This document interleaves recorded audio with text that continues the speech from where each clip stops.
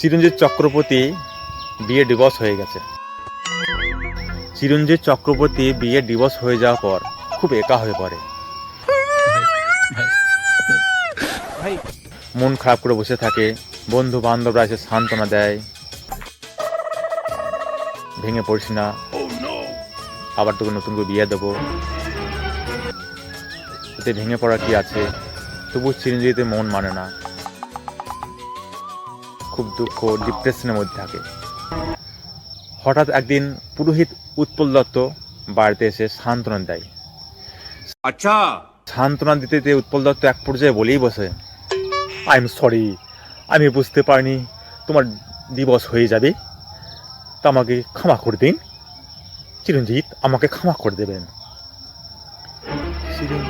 চিরঞ্জিত তো অবাক, বলে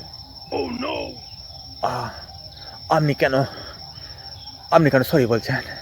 বিয়ে, আমার ডিভোর্স তো আমার হয়েছে, আমার স্ত্রীর সাথে ঠিকঠাক বনাবনি হচ্ছিল না, সেই জন্য ডিভোর্স হয়ে গেছে, আপনি কেন সরি বলছেন?